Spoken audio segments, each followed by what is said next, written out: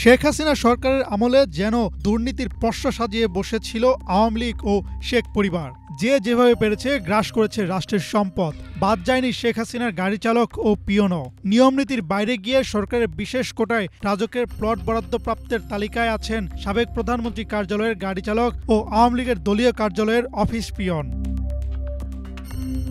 জানা যায়, আওয়ামী লীগের আমলে রাজুকের অ্যালটমেন্ট অফ ল্যান্ডস রুলসের 13A উপবিধির অধীনে অসামান্য অবদানের জন্য এসব প্লট বরাদ্দ দেওয়া হয়। এই উপবিধিতে বলা হয়, মন্ত্রী, প্রতিমন্ত্রী, সংসদ সদস্য, মুক্তিযোদ্ধা, সমাজকর্মী, সরকারি চাকরিজীবী এবং রাষ্ট্রের জন্য গুরুত্বপূর্ণ অবদান রাখা ব্যক্তিরা অসামান্য অবদান কোটায় প্লটের আবেদন করতে পারবেন। এছাড়া রাষ্ট্র বা সরকার যদি কাউকে বিশেষ অবদান রেখেছেন বলে নির্বাচন করেন, তাহলে তিনি প্লট পাবেন। অথচ রাজক বলছে 2009 সাল থেকে 24 জুলাই পর্যন্ত শেখ হাসিনা সরকারের আমলে হাজারও বেশি প্লট বরাদ্দ দেওয়া হয়। এসব বরাদ্দের নিয়মকানুনের কোনো তোয়াক্কাই করা হয়নি। এতে অনেকটা ফ্রি স্টাইলে যাকে খুশি তাকে প্লট দেওয়ার রেওয়াজ তৈরি হয়।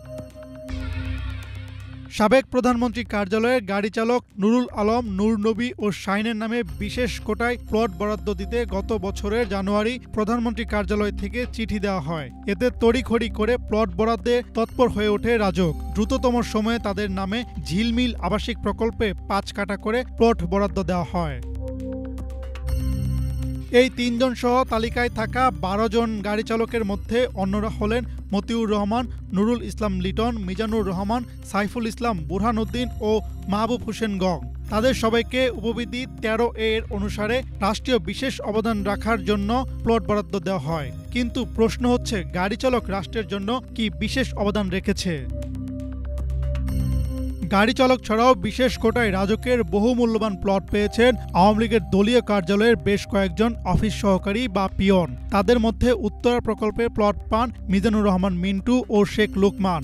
এছাড়াও প্লটপ্রাপ্তদের তালিকায় আছেন আওয়ামী লীগের আস্থাভাজন বেশ কয়েকজন ব্যক্তি। রাজকের নথিতে তাদের প্লট প্রাপ্তির ব্যাপারে রাজনৈতিক বিবেচনা বলে উল্লেখ করা হয়। হাসনাত জুবায়ের, বাংলাভিশন, ঢাকা।